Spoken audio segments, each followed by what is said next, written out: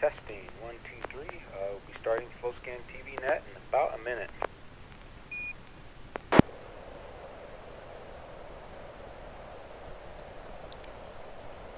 Yep, this is KP4MD, and thank you, Wilson. We're ready to go when you are. All right, very good. I guess I'll start now. Ready or not? Good evening. This is Wilson, November 6 Echo Mike Foxtrot, your net control operator for the River City Arc Slow Scan TV Net.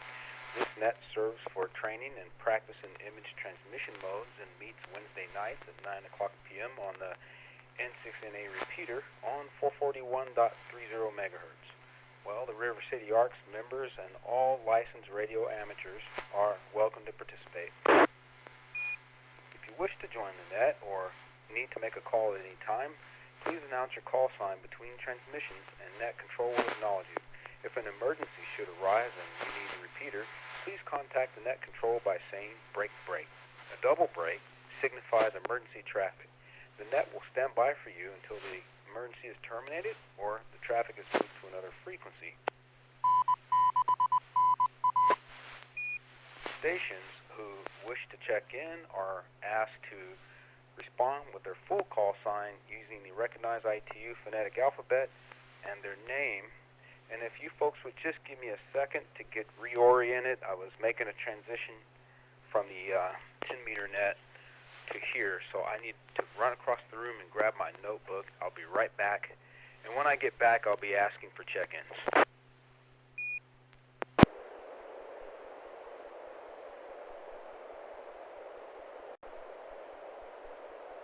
So that's either a really small room or I ran really fast. But I've got my notebook now, and I would like to call for check-ins. Any station who wishes to check into the net, please come now. November 6, Papa Golf, Quebec. Lima 7 Hotel, Quebec, Romeo, Neil, Antelope.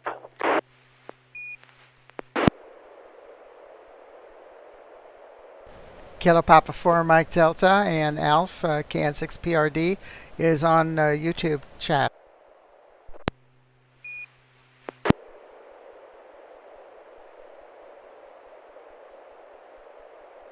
All right, well, good evening, everyone. I've got Bob, N6PGQ, Neil, KL7HQR, and Carol, KP4MD.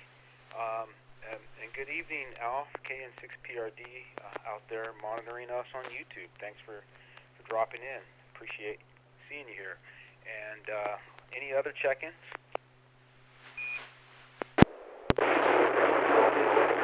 This is Anders. Good evening. I got you, Anders. Someone doubled with you, K3REH, if I'm not mistaken. What was the others? Good evening, Alpha India 6, Delta Golf. All right, well, yeah, so I just got an idea about how to listen for doubles. Since I have a dual band radio that has dual receive, I could probably listen on the reverse. I don't know if that would make sense or help, but it'd be interesting to see what happens if I listen on the listen to the receive on this. But anyway, I've got 5 check-ins: Anders, K3REH, and AI6DG. And I got, again, Neil and Bob and Carol. We got quite a cast. Any others?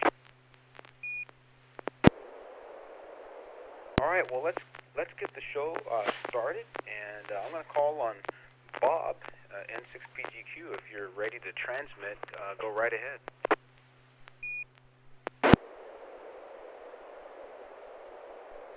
Okay, this is N6PGQ.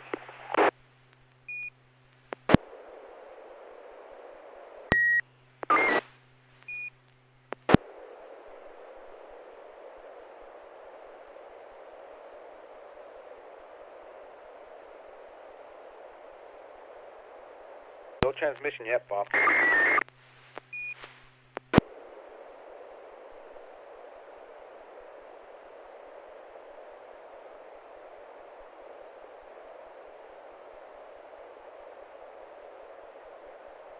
Come again, Bob. I haven't heard any transmission, just a little blurb.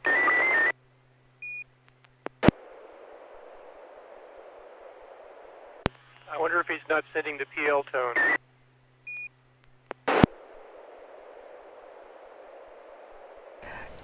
It sounds like he may be overdriving the audio. That's what it sounds like to me. It's very, very too loud.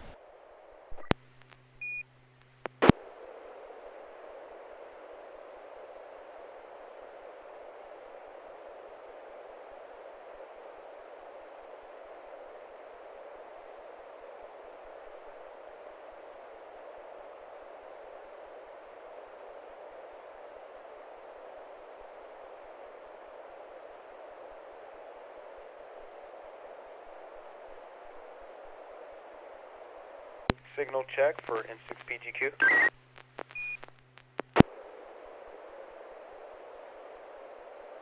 N6PGQ, N6EMF.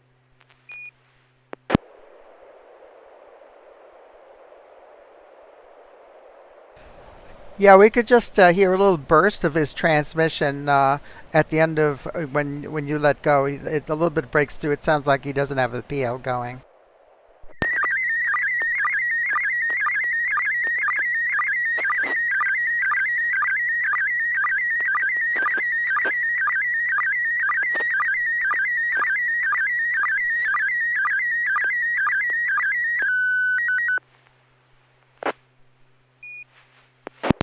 Can I try that one more time, N6PGQ?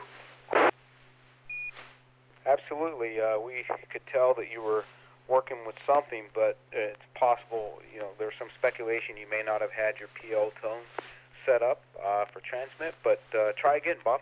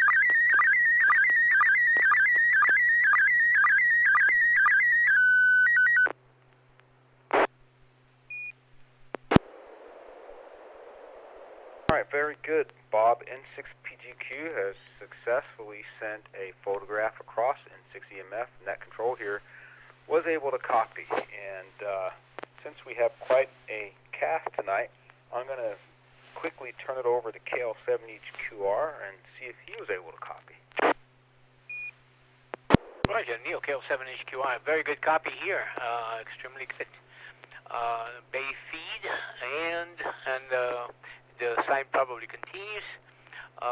Bright sunshine, green grass. It's a cartoon. The best place in town to pick up chicks. And so beautiful pink background.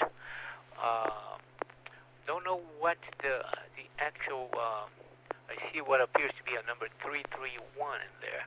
I'll let somebody else go into more details, but very good copy this time. Very good, Neil. Thank you. KP4MD, Carol? Yep, good solid picture over here. Very few pixel pops. Good solid colors. Bay feed. The best place in town to pick up chicks. And interesting, little humorous sign there. Back to net. This KP for MD. Very good. Thank you, Carol. Yes, I was able to see a pretty rich in color photograph as well with some sparse pixel pops. K3REH, Anders, go right ahead. I hope that this is a bar, maybe, or but I have a feeling that it's actually a place where you can't pick up chicks. So address 331 something. The middle 3 is hanging on a loose nail. Interesting to hear if I get a feeling that this is bay feed. No, I take that back. First I thought it was in the UK, but I think I take that back. So interesting to hear where this is and if it's a bar or if it's actually chicken feed. We'll see. K3RH, back to net. All right, well, thank you for that, Anders. It's a pretty interesting point on the, I would think that it's maybe like a subscript, but they didn't have a smaller 3, so maybe it's not an address, but a chemical equation. Just kidding. All right, AI6DG. Joel, how are you able to copy? Excellent reception. One of the best pictures that I would say I've ever received. Very few pixel pops, beautiful colors, good resolution. I'm assuming it's a farm feed store. So, you know, buy the seed, buy the feed, buy the chicks, buy chickens, ducks, especially around Easter. Although I don't usually, the ones I've seen aren't usually a cinder block building that this appears to be. So we're looking at a cinder block building wall above the front door, and looks like the door area is kind of recessed from the main wall. The arch above the recess of the door has the nice painting as described earlier with a hen and some chicks running around in grass with the sun rising behind them. It looks like it would be an awning, but I think it's just painted straight onto the building. I don't see a shadow of the awning. Yeah, 331. I'm curious where this is, and whether they went inside. And did they pick up any chicks? I'm also curious what happened the first time versus the second time. Back to net AI6DG. Very good. That was fun. Thanks, Joel. Well, back up to Bob. N6PGQ has the honor of providing a narrative on this, and nice work getting your photo out. Please tell us what you resolved and your technical dilemma there. Oh, this is one of those dumb ones. I had the radio still set for the 10-meter net and wasn't transmitting on the right antenna, so that fixed it when you kind of switched the antennas. Anyway, pictures the front of a feed store in Half Moon Bay, and it's the logo over their door, and it's 351, and it is the best place in town to pick up chicks, and they had, you know, baby chicks for sale, and it's a very typical rural feed store. So pretty much that's the story. N6PGQ. All right, nice, almost clean, simple fun. Nice work, Bob. Any comments or questions on Bob's photo?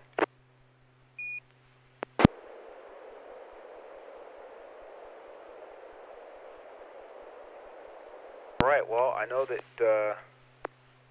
okay, so let me go on down the list. I've got Neil, KL7HQR. If you're ready to transmit a photo, net control will be standing by. Scale 7HQI, we'll give it a good go. PB120.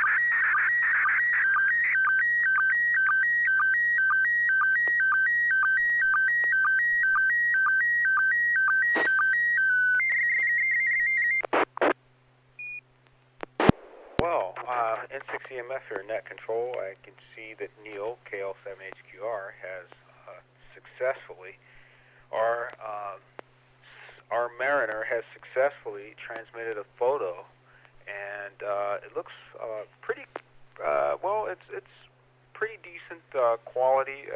When you zoom it up, it looks like it needs a little bit more resolution for clarity, but color is fairly balanced.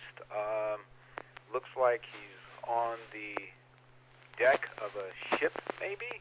I don't know ship terminology or ship parts, but some other language, and looks like a proud mariner standing there, and I'll bet it's his wife behind the shutter on this photograph.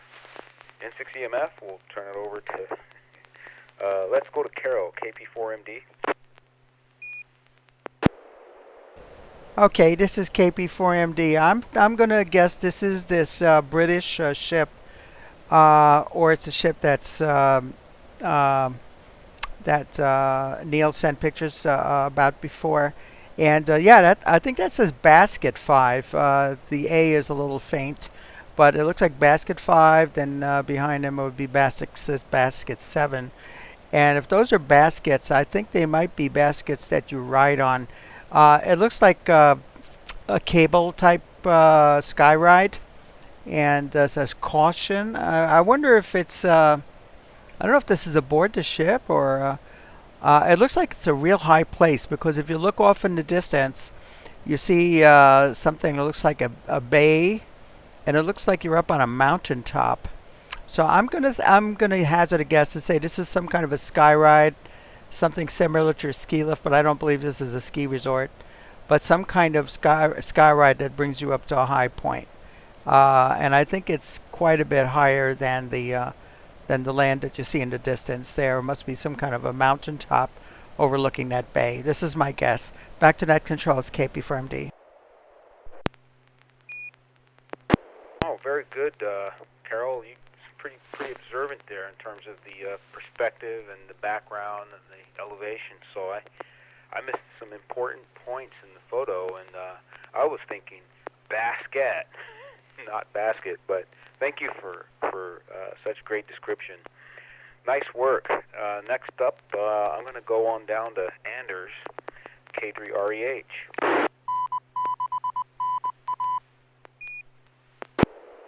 I'm with Carol there. I don't think that this is on a ship. Why would you have lifts like this on a ship? Unless it's for just pure an amusement thing, and you can go maybe between the highest point on the ship and slide down. But why to have 7 of those next to each other on a ship? That seems excessive. So I don't, and it seems like it's very high up. Behind the gentleman's right ear there looks like a large building far in the distance. Maybe it almost looks like a power plant or something like that. It looks like the ocean to the right, and the like a bay or something like that on the left side of the picture. So yeah. I'm very curious to know if these go up or if they go down, these baskets. Are they just sliding down, or is it a transporting system for some reason? And why would you need 7 next to each other? So there must be a lot of traffic here, a lot of movement of people or goods of maybe of some form. So curious to know, definitely. Lots of questions. K3REH, back to Net. All right, this story is developing quite nicely. AI6DG. Thank you, Anders. Go ahead, Joel. So we're on a orange metal grid flooring. Basket 567. The section around going to where you get on the baskets painted orange. I can't read what the caution sign is.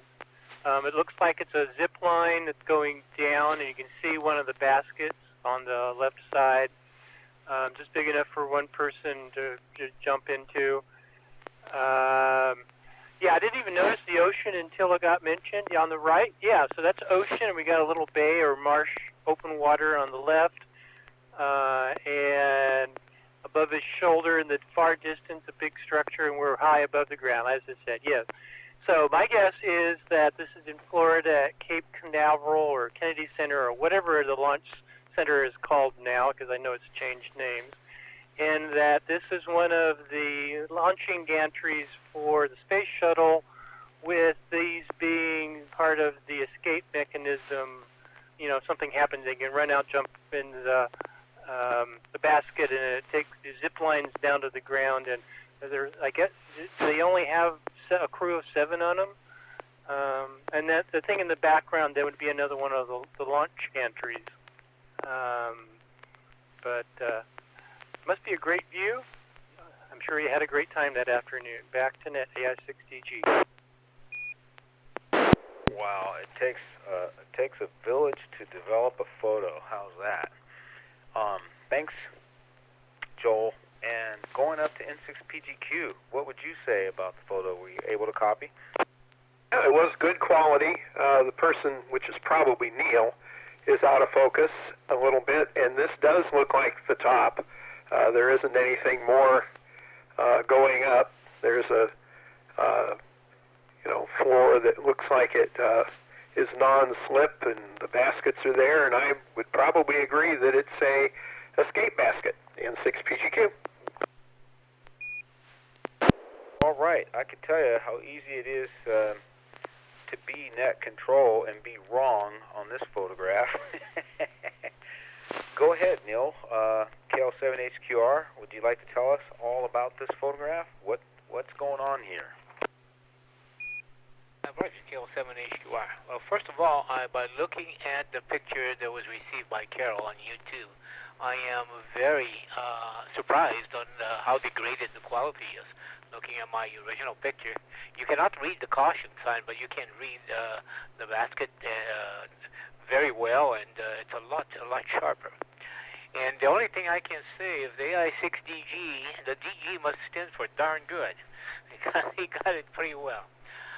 This is at the top 195-foot level of the old PED 39A gantry for the launch of the shuttle, and that's one of the places my work took me to do some auditing for the aerospace industry. And there were seven escape zip lines, really, baskets, and very low tech. If something happened, they would get out and they would run in here, and there was one for each astronaut. They go in there, they push a button, and it releases, and they would slide down to quite a few hundred feet away, and they stop against a net, and they would run, and there was like a bunker, a concrete bunker in there that they could run in. So never had to be used, and which is pretty good. And this is a PED 39A, which is the same pad that Apollo 11 was launched, and is also the same pad that SpaceX is using at the time to launch their the Dragon class spacecraft to the space station. Back tonight. Wow, there's a bit of history there. Oh, thanks for sharing, Neil. And so this isn't a boat. Thank you. A different kind of sailor. You can sail in space, can't you? Anyway, all right. Any questions or comments for Neil?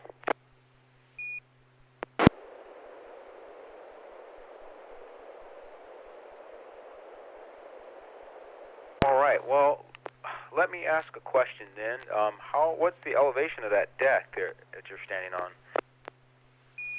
That's the 195-foot level, and the little rickety elevator takes you up. Above that, you still have one more level at the nose cone of the shuttle, and where the gases exhaust apparatus would connect. So there's still another 20 or 30 feet on the launch pad. All right, awesome photo, and thanks for some background information. I'll take pause, and we'll get ready to call on KP4MD next.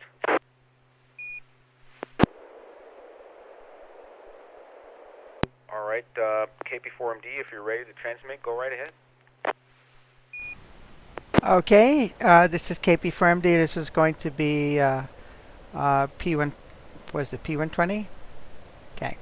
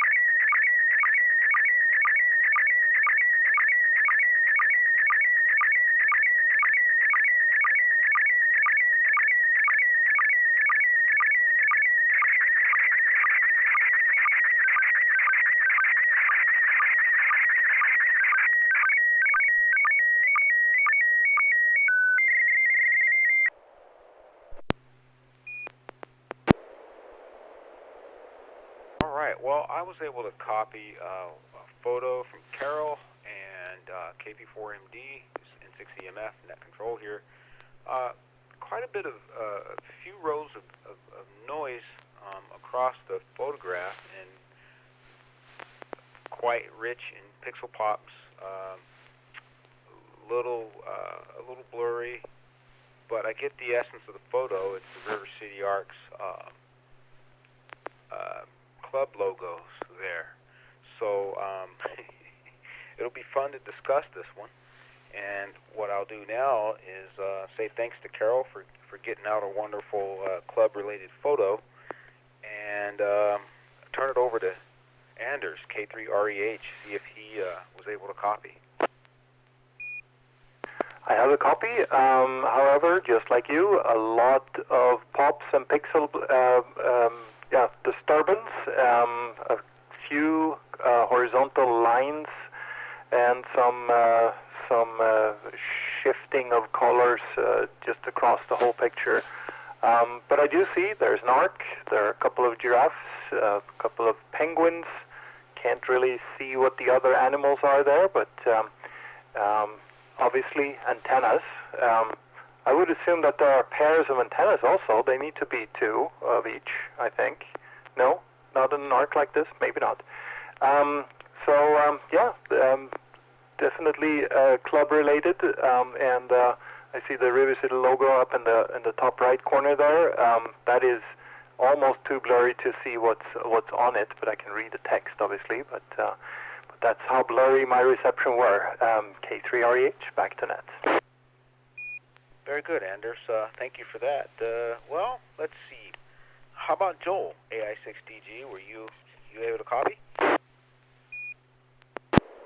The last two photos, transmissions were really strong. This one started pretty strong, and then got weaker and weaker towards the end. It was really starting to fade in and out towards the end, which is where some of the vertical lines on the bottom were. I also think the line up by the logo, right between the red and the blue sections of the logo, I think was the repeater IDing. But yes, the River City Arcs logo. Is this a new rendering of that? I'm not sure I've seen this one before. Back to Net AI6TG. I have to admit, I misstated. Our logo is in the upper right-hand corner, and the one in the middle is from another source. And I think it is anyway, and I think we'll see if others can know what it is or check with Carol. Thanks for that, Joel. And N6PGQ, Bob, how about you? Yeah, I can't remember the name of the business that has usurped our logo. Like someone said, ours is in the right, and this is an amateur radio business that's at the bottom, and I can't remember their title. The thing has a lot of horizontal lines, and the pixel pops are actually horizontal. So it is not one of Carol's best N6PGQ. All right, well, fair enough. Thank you, Bob. KL7HQR, did you copy? Yeah, I got it. He has a lot of pops, but apparently not as bad here as I assume others have seen. There are some two fairly strong horizontal lines bracketing the white little sign in the front of the boat in the bottom, and and a couple of others up north. But overall, not bad copy at all. And yes, there are two antennas. I see one vertical and a Yagi, and there may be another being on the front of the boat there. But I have to admit something. After being a member of this club for so many years and seeing that logo for so many times, it just now, it kind of dawned on me, ARCES, ARCs. So does the ARC. And, well, call me dumb, but and learned something today. But good copy, Carol. Hey, that's great, because it came up in another discussion where I didn't even think about what the logo meant until it came up in another discussion recently. So it'll be interesting how this discussion tonight develops. Thank you for your comments, everyone. Carol, KP4MD, you're up.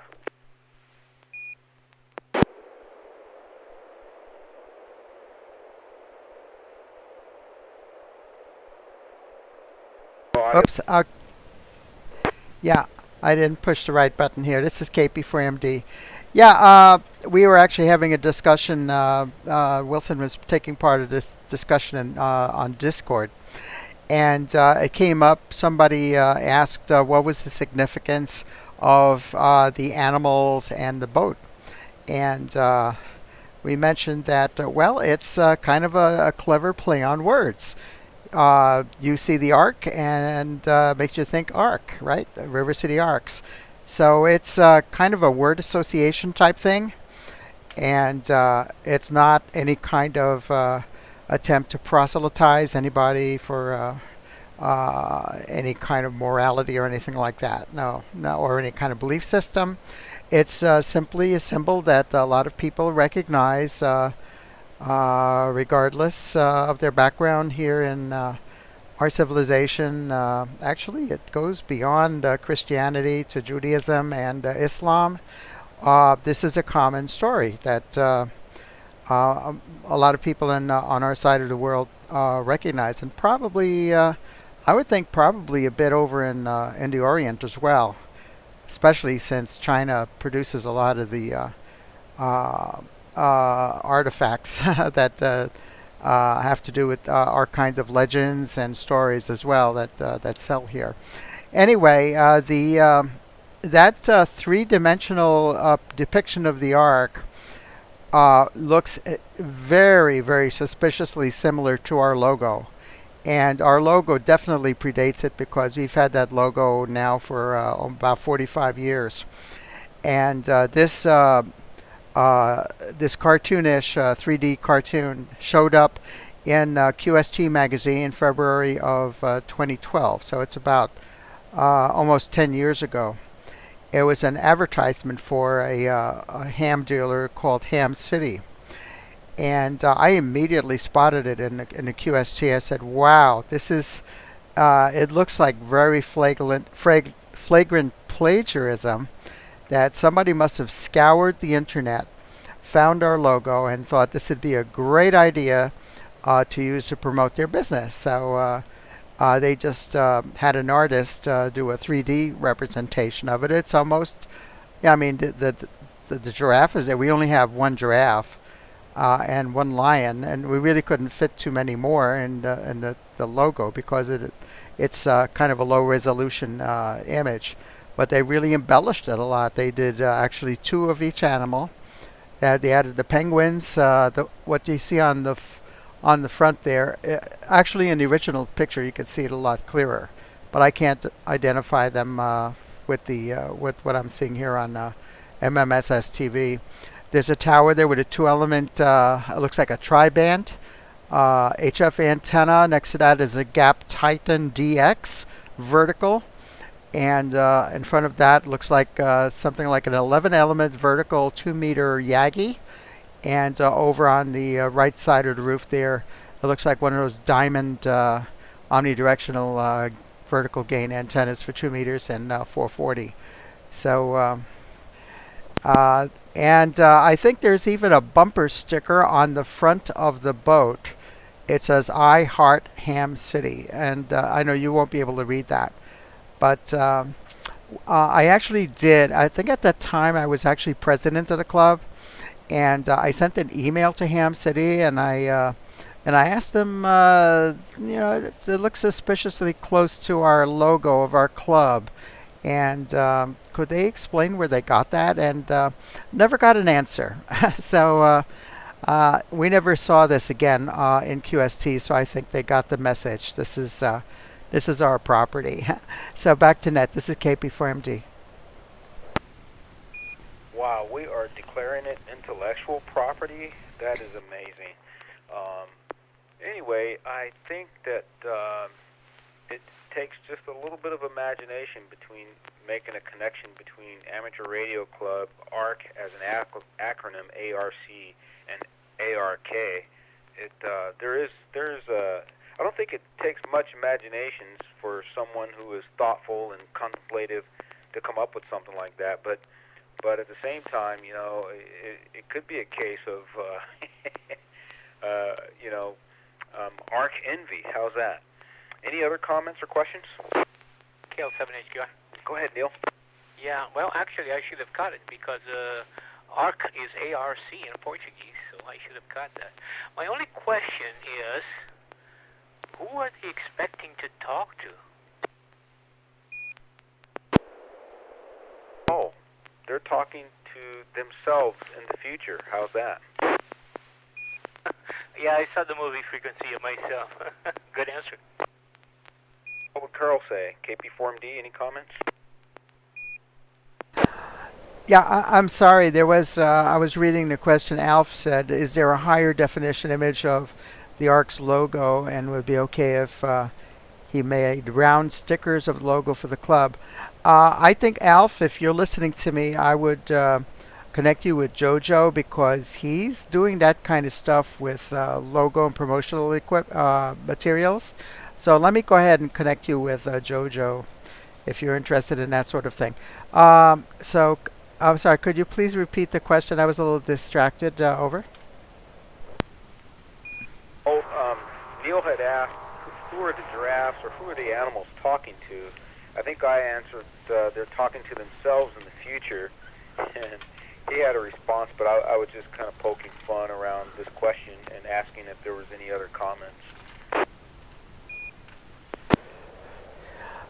Okay, well, if you really want to take it literally, since the animals would not be able to talk except for any parrots that were on board, they would just make animal sounds. That was probably Noah had a ham shack in there. Over. Oh, now that's a good comeback. So thank you for that, Carol. That was a pretty good one. Any other comments? And if not, I'll give it one pause. That was a fun round of discussion. Thank you, Carol. Let's see. Did K3REH, would you like to get a photo transmitted this evening? This is K3REH, and here comes a picture in PD120.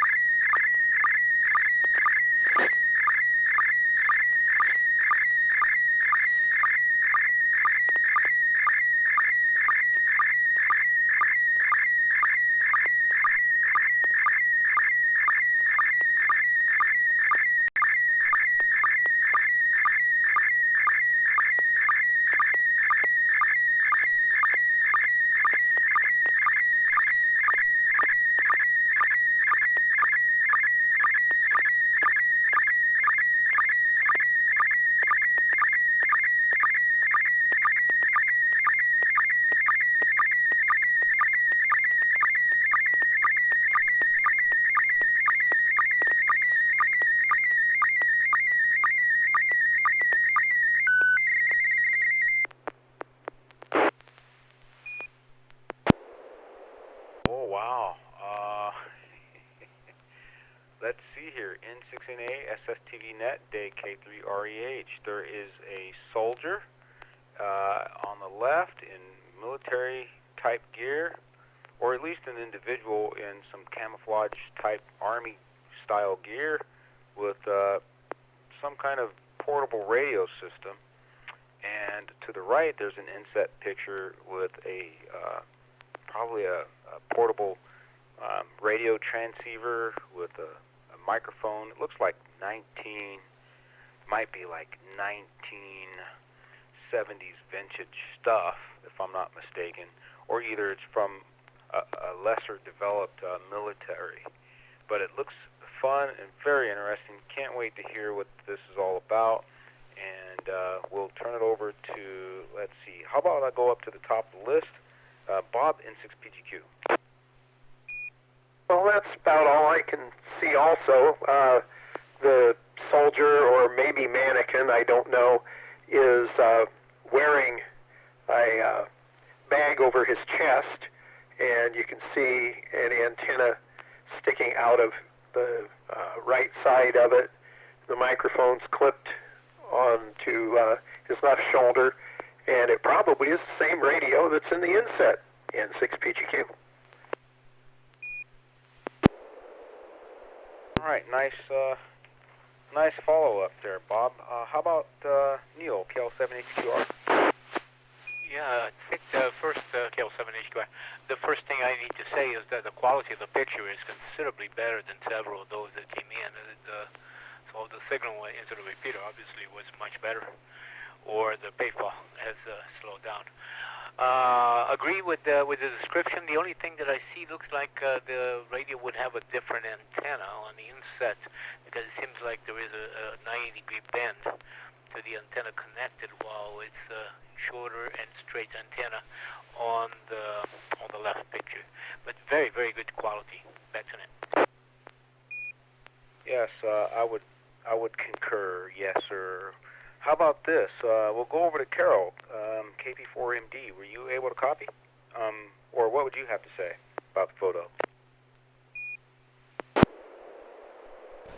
Okay, yeah, I would say it's interesting. Looks like some kind of military communication radio or a prepper, survivalist type of thing. And it's what's it called, not khaki, but kind of a color of the kind of military uniform that they usually use out in the field. And it's got a little push-to-talk microphone. This is probably, looks like it's older technology. I don't think that they would use a big clunky microphone like that nowadays with that kind of coiled cord. Or maybe they do. I don't know. Anyway, the quality of the picture you could see on YouTube. Just have a few streaks horizontal right towards the center of the picture, and very few pixel pops. So back to Net's KP4MD. All right. Thank you, Carol. AI6DG, N6EMF, if you're able to copy. Yeah, excellent reception. The good pictures all night tonight have been just really good, among the best I've ever seen. I don't know if it's a soldier or not, but he's definitely wearing soldier-type clothing. Camouflaged helmet, khaki green, looks like a poncho or a rain outerwear on the top, and kind of looks like maybe green camouflage pants, although you can't really see any of them. What's on the left and the right, the two pictures, I think it's the same radio, although on the left he's got it in a bag with a leather over the shoulder strap type of thing. He's wearing crosswise, so it's on his right, but the strap's going over his left shoulder. And yeah, I don't know. Does military gear age? Does it have a different look now than it used to? Because it does kind of look like a 60s, 70s era type of gear, but I don't know if the new stuff looks any different, although that type of coiled cord and that mic does kind of look like it would date it. But, I mean, the main thing with the military is it's ruggedized, and I'm not sure how different that would look now versus then. So, yeah, I'm interested in hearing what it is so I can go look it up. Back to Net, AI6DG. I certainly wouldn't know for sure. My dad was in the military, and I've seen some of their communications equipment, National Guard and Army and Air Force, and this looks like something from the late 60s or 70s, just looking at the form factor and the edges and color schemes. But at the same time, this uniform this guy is wearing doesn't look like anything I've seen in North America. So it could be something from Europe or paramilitary, or maybe like you say, prepper, or just something from another era or another part of the world. Interesting. Sure would be nice to hear from Anders. K3REH, you're up. This picture is a little dated. It's about 32 years old. The guy in the picture is my first boss when I started out in the military in Sweden. So he's wearing the then typical field uniform. The top the jacket he has on is a raincoat, and he's wearing that radio. And that radio it was used in the mid-70s by the Swedish defense. We had those for running around in the woods when we were doing our early training, and just to have some kind of communication. It is a heavy, 5.5-pound, very rugged thing. You can literally run it over or jump on it or use it as a hammer. The radio itself is an analog radio, FM. It's got 6 channels at between 42 and 43 megahertz. And it's actually using a PL tone, a standardized PL tone. At that time, this technology is obviously many generations old now, so I don't think I'm revealing anything from Swedish national security. But it was using a 150 hertz PL tone, and like I said, heavy, very rugged, terrible battery life, and a range that was, well, most of the time it was easier just to walk over to the guy you wanted to talk to than to use the radio. But that's what we were playing with in the early days. When I started out, we went through some serious upgrades, and obviously now everything is digital and encrypted and all jump frequency hopping and all that fun stuff. But the thing that kind of woke up memories from that time was actually the antenna. And it's I didn't catch the whole antenna in the picture here, but it's using one of those tape measure style antennas, and I think they're called, for whatever reason, they're called tactical antennas. And it was actually when I got my first handheld, one of the first upgrades I got was a tactical antenna, because I thought that those used to be really good. That's what we used in the military, right? So they used to be really good. So I got one of those tactical antennas for my little Baofeng, and it was hideous. It was really, really bad. And I think I still have it here, but I don't know. I've never used it since then. So, what I would like to hear is, do you have any idea of what those tactical antennas are really good for, other than that they're hard to break? I mean, they just fold when you break them. But that's the story behind this picture. The radio you see is called RA135, and that's the model number for the RA stands for radio, and 135 is, well, that's the type. K3REH, back to net. Well, when I hear the word tactical, I think in terms of something that's short and maneuverable in small spaces, possibly. It's kind of the thought that comes to mind when I think of tactical. So maybe the fact that it's short means that you could move it around in a foxhole or something like that without breaking it or having to change its direction. But I wouldn't know. But very interesting. Thank you for sharing that photo. Any follow-up comments or questions? KL7HQR. The only other application that I've seen lately about the tape measure antenna, there's been some articles on making 2-meter little directional antennas, so to communicate with the space station. But that's the only time that I've heard any other use of that.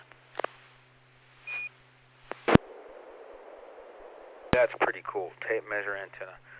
All right, well, let's see. Where are we in the list? We've got 4 photos out. It's about 9:55. We're going to do at least one more if Joel is ready to go. We're going to keep the cast together. Could I let me know if anybody's... Are we going to stay together? And I'll just take pause. Sounds like we are. Well, Joel, you're up. AI6DG, did you want to transmit a photo?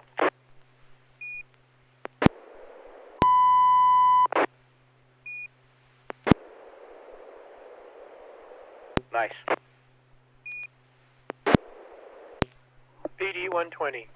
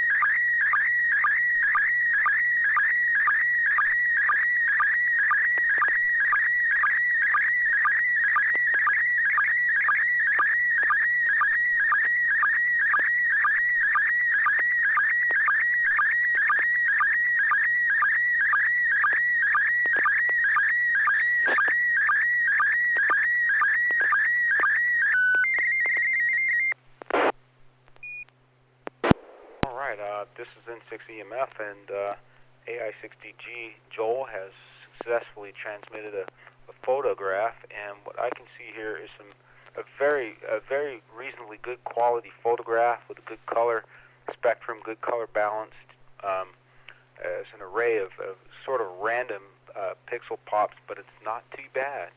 And in the forefront, I see a Statue of Liberty sort of replica on a pedestal of a, I don't know, some kind of stone brick building. And in the background, I can't discern the architecture, but if I had to guess, it looks like an amalgamation of different types of architectural eras and influences kind of cobbled together. I could have it all wrong, but and maybe this is a special place, but that's my interpretation of the photo, and it looks great. We'll turn it over to N6PGQ. Bob? Well, the quality's great. We've got the Statue of Liberty in front, and I know I wasn't paying a whole heck of a lot of attention, but it might not be in New York. It might be in Las Vegas. So quality's really good. No pixel pops, or at least very, very few. N6PGQ. All right, well, very good, Bob. Let me go to KL7HQR. Neil. Roger, KL7HQR. Well, I've seen three of those statues. New York, that's not it. That's the perspective between the statue and the buildings is not it. The other one, there is about one-third size in a small island in the middle of the Seine River in Paris. That was not it. I think what gives it away is what appears to be a roller coaster track, and we'll figure out where that is.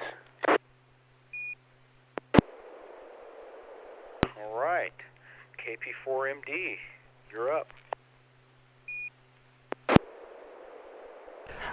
Yeah, this is KP4MD. I'm going to guess this is, I don't know, amusement park. I've seen stuff like this in Las Vegas and Reno. I don't know. I know that Joel has a lot of pictures from Las Vegas, so I'm going to go with that. So back to Nets, KP4MD. All right, fantastic. We're voting for Vegas. K3REH. Anders? Yes, I am definitely with Neil on that one. There's only one of those ladies that has a roller coaster behind it, and that is actually a really good roller coaster. I can recommend it if you like to go on roller coasters, because it goes start inside of the casino, and then it goes outside, and then it comes in through again, and it's fast and violent and shaky and awesome. So just like a roller coaster should be. So that's my vote. I vote for Vegas. K3REH, back to Nets. Oh my gosh. This is really awesome. I didn't even see a roller coaster in the thing. How could I miss that? Ugh, tired eyes. Well, nice rounded discussion. Joel, you're up. Tell us all about this photo. The best way to view these photos is to open them up in the viewer and make the viewer be full screen, because you're going to see a lot more detail that way, regardless of the resolution. But yes, this is nothing special. This is Las Vegas. So this is looking at the towers and the Statue of Liberty on the corner and this is the New York resort. So behind me and kind of to my right is the corner with MGM Grand and the big lion statue they have. Off screen to the left is Excalibur with their castles and so forth. So they're themed. Excalibur is themed with knights and medieval knights. New York is themed New York, New York. MGM is themed movies, I guess. The MGM movies. And then the other corner is the Tropicana, which is one of the oldest casinos still there. I mean, so many of them have been imploded and something new built in its place. So you got the Statue of Liberty, obviously, hiding behind the Statue of Liberty's the Empire State Building. The big spire off to the right, I think, is the Chrysler Building. And, you know, so all these some icon or big famous building in New York. And yes, roller coaster. You can kind of see the track going around. In particular, off to the left, silhouetted against the sky. I'm trying to figure out when and where I took this. It might have been in an Uber, might have been in the shuttle ride from the airport. And the clue is whatever that thing on the lower left is. I think it's like a steering wheel or part of a window. So I was just probably just frantically taking a picture as the whatever I was in drove through this intersection. So I'm surprised how good the photo is. It's nicely composed. So either it was a lucky shot or we weren't moving all that terribly fast. And good time of day too. Nice lighting, almost nice photos as the sun's going down when they start turning the lights and you can see them, but you still got enough light to see the other features. Yeah, lots of things to see as you walk around Las Vegas, but bring comfortable shoes. Everything's further away than you think it is. Back to Net AI6DG. Well, all right, Joel, I'd like to say thank you for sending out a wonderful photo and some background narrative on this, and sounds like a wonderful place to visit. Roller coasters aren't my favorite thing, but they are lots of fun, and people do love them. So, any other comments, questions? Very quickly, KL7HQR. Go ahead. If you look in the very left bottom corner, looks like there is a part of the picture that's covered. It could be through a window of a car. And I believe that the low building right behind, representing Ellis Island, I believe. Well, all right. I'll tell you what I'm going to do. I will send a quick photo, and in the interest of closing out before it gets too late, I'll just tell you what it is, and we'll have a little discussion about it. If you have any questions, you can tell me what you saw or what the quality is, but I'll help to abbreviate discussion here by describing what it is. So stand by, and I'll be sending a photograph. It will come in Robot 36, I think. So stand by just one moment. Robot 36.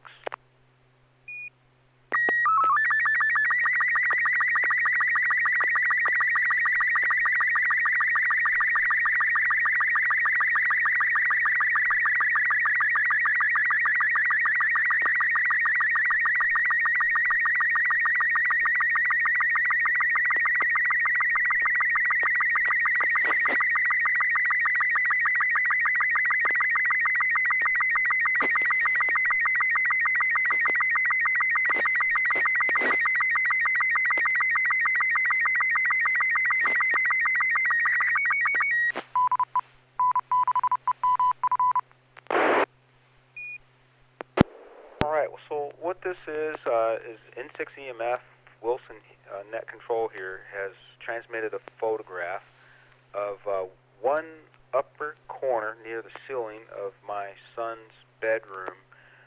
He was 9 years old after having this train set in his room for about 6 or 7 years.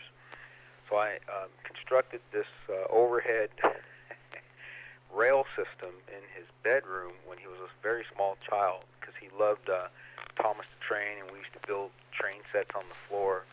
And I'd gotten some woodworking tools for Christmas one year, and then the following year I built this up in 3 days while he was away at Grandma's house visiting.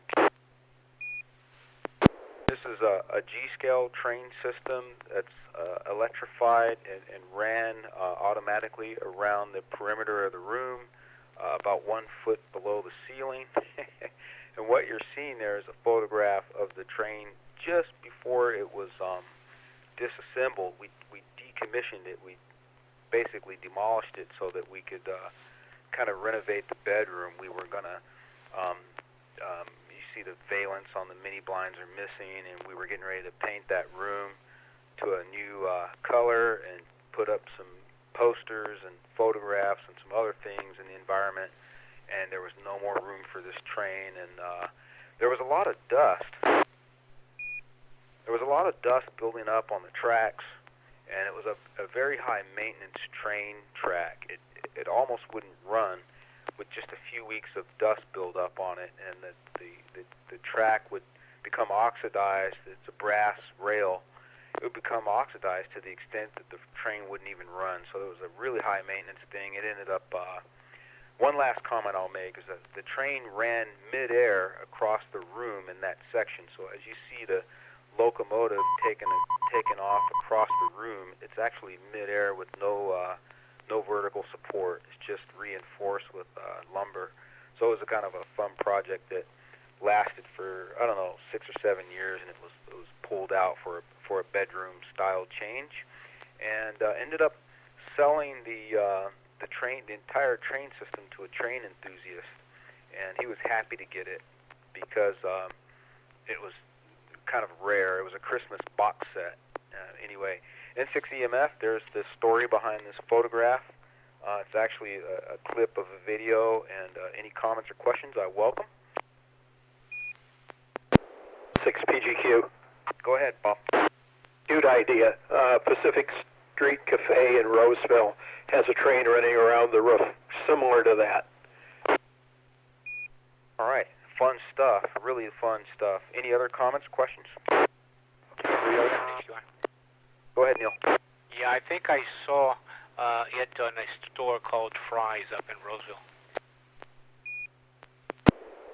Yeah, I got the idea from RC Country Hobby, where they had an overhead train that ran on Folsom Boulevard near 59th or Sac State area, and I always admired that train. In fact, I grew up frequenting that store and thought, yeah, if I ever had a kid, I'd have this for my kid, you know, so there we go. K3REH? Go ahead, Anders.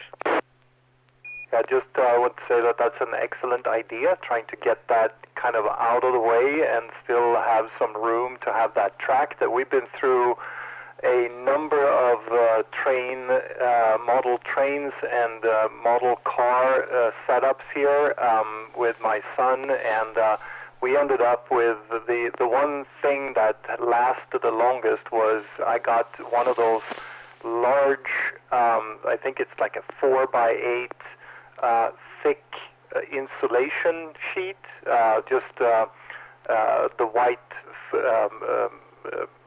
foamy stuff that is stiff enough to actually build a racetrack on. So we took that, we spray painted it, and we built the train track or the racetrack on that.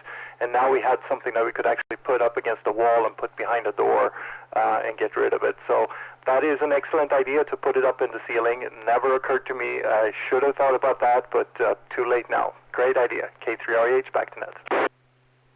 Yeah, one quick comment, just so you understand the scope, scale, and cost. It take me about 40 hours to build this. It was about $250 in train parts, including, you know, accessory tracks, and another $200 worth of lumber and tools and nuts and bolts and screws and things that I had to do. But it was about a $500 project. Took me a week to build, and I ended up selling it for $500 without the lumber. So I did all right. It was a pretty good investment. The only thing about it that really worried me is I was always concerned that it might fall down, and it did fall down one time while I was constructing it. I had ran it at too high of a speed, and it derailed and crashed onto the floor. So what I did was I inserted 2 diodes. Actually, it only derailed on reverse. And the way I approached that was I put 2 diodes in series to drop the voltage on the reverse, and then if it was going forward, it would bypass the diodes. But I can't remember how I did that. But anyway, it was a diode circuit that I used to help drop the voltage on reverse. So if the maximum voltage was applied to the track on reverse, it was low enough that it wouldn't derail. But that was the thing that really worried me about this track. So often we would drive the train and park it midair and tell the kids don't operate the transformer without our help, and they usually were careful about that. Anyway, it's a fun story to share. Any other comments or questions? If not, I'll seek to close out the net. Did you still have the original box that the train set came in? Because if you did, I imagine that drove the price up quite a bit. Yeah, I bought the train at Christmas time. It was a special Christmas packaging that I retained, and it was, again, I actually sold it for way more than I paid for it. I think, to be honest with you, I think what helped push the value over the top was the extra tracks that I had, and some of the extra. I bought 2 more cars. It came with 3, including the locomotive, the caboose, and one of the cars. I bought 2 more cars and a lot of extra track, and so I might be exaggerating a little bit, but I ended up getting most of my money back.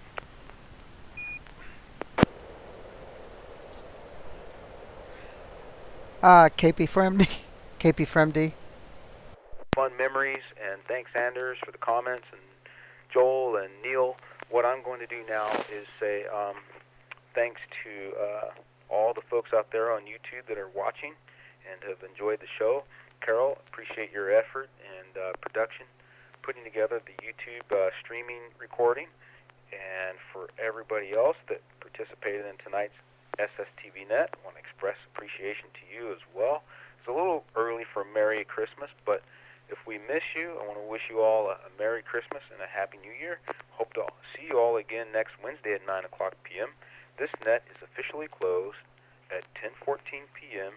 Pacific Time. This is Wilson, November 6th, Echo Mike Foxtrot, wishing all of you a good evening. And for Joel, if you want to talk cars for a few minutes, I'll stick around. I have a story for you. Yeah, okay, this is KP4MD. I just had a couple of comments. I received the picture very well. You could see, I could see a few horizontal streaks there that you could see on the YouTube feed. But I did also want to comment that I have also seen another place that has an elevated train like that up near the ceiling, and it's the restaurant near the ham radio outlet, and it's just like two stores away from the ham radio outlet. It's called Cricket and Company. And it's a place that serves breakfast and lunch. I think they close around 2 or 3 p.m. in the afternoon. But they have, above the dining room, they have an elevated track with a train that constantly is going around. They've had that for years. And I don't remember exactly how they suspended from the ceiling. I don't know. I never really paid that close attention to it. But if you ever go there, I think you would be quite amused to watch that thing going around while people are having their breakfasts. This is KP4MD. That's great, Carol. Thanks for that. I picked up, did you say Cricket Company? Cricket and Company? Yeah, it's called Cricket and Company. It's on Auburn Boulevard, and it's just, if you're at the ham radio outlet store, it's on the same side of the street, and you just, I don't know, maybe about 500 feet or so in the direction of Sacramento, and it's right in there. It's a really nice place. I've used to go there almost every weekend with Roger, like on a Saturday morning to get breakfast there. It's a great place to stop if you go to a ham radio outlet and if you're ready for breakfast over. All right, well, very good, Carol. By the way, this was suspended with 1x6 planks that were turned horizontal, and you can see how they're supported vertically by maybe like 1x2 things that were screwed into the studs, and then the vertical thing going down is I used a router to slot a channel behind that vertical strip to carry the AC cord down from the transformer up there, and the AC cord plugged into the wall down close to the floor. And then for a lot of these public places, I've seen where the tracks are are supported on planks and then hung using sort of like wire hangers from the ceiling. And another approach I've seen is where the track is on a wooden deck like this and supported with a U-shaped plywood or wood section. Hanging from Yeah. Yeah, I had the impression that it was some kind of a wire hanger, but it was done very securely. The thing was not wobbly at all. I'm gonna have to take a closer look, maybe take some pictures, and that would be something to share on another slow scan net. Over. Yeah, that would be fun. Go ahead and plan on sharing one of those. I definitely appreciate it. And anyway, I appreciate the discussion on the train and all the comments. Great stuff. Maybe some more train photos on the way. I've got more, but maybe I could talk more about how it was constructed. That was quite interesting. All right, so want to wish Carol a good night and others as well. Bob and Neil, Carol and Anders, everybody, good night to you. Joel, if you're around and want to talk cars for a minute, I've got one for you. If not, we'll catch up later. Sure, I'll be around, and I've also got a question for Carol. If you're Carol, you could stick around. Go ahead and check with Carol first. Yeah, sure, go ahead. And a couple of slices, a couple looking at bandwidth, and everywhere I'm seeing pumping of the noise floor. So I'm wondering if it's typical of weather like this to have large numbers of like thunder crashes that would cover pretty much the whole HF band, or maybe something's wrong with my radio. Because I'm getting like 20 to 30 dB level changes short term. So I got in the waterfall, I've got these bars going across that are completely different color because the noise floor pops up 20 dB. I'm seeing that too on my 7300. Yeah, I think what you're seeing are switching Christmas lights. That's what's happening now. Over.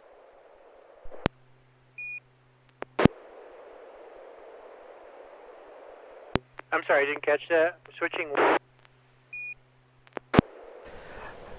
Christmas lights, Christmas lighting. That does it only happen after dark when the lights are on? No, I see other noise with lots of spurs that could attribute to that. I'm talking about a very short term, in the order of half a second to a second, intermittent changes in the noise floor where it pops up and down 20, 30 dB. Like it was, so I'm wondering if that's what lightning crashes look like. But it's interesting that Wilson's seeing it too.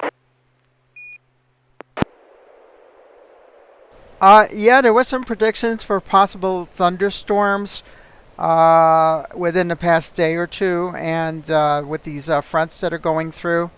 Yeah, you would see stuff like that, more prominently down around 160 and 80 meters. It's less so on the higher frequencies. Over.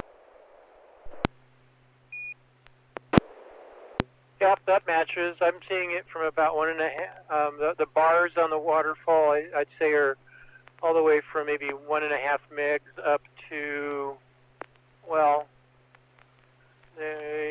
all signs of them in probably around 25 megahertz. Most of it's gone by 19 megahertz. But it's across the whole band. So the waterfall's got these bars all the way across. So it's blue, and then yellow, and then blue, and then yellow.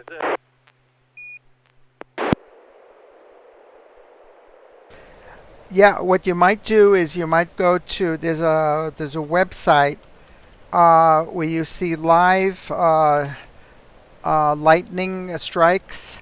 It's called lightningmaps.org, and if you watch that, it actually will light up different spots where there's a lightning strike, and you can kind of correlate that with what you're seeing on your screen, and very often it'll give you a hint that that's what's going on. Over.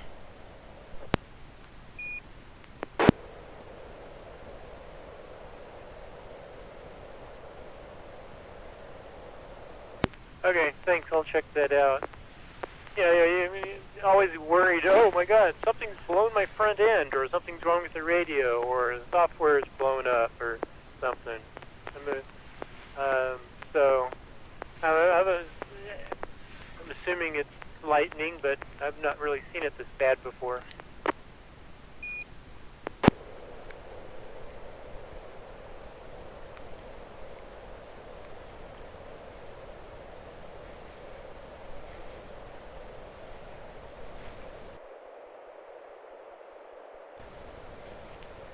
Yeah, okay, I'm going to sign out. Thank you again very much, everybody, and have a good night. This is KP4MD, and we're shutting down YouTube. All right, Carol. Well, thanks. Hey, Joel, I better catch up with you later. I just got a note from a message saying there's a problem in the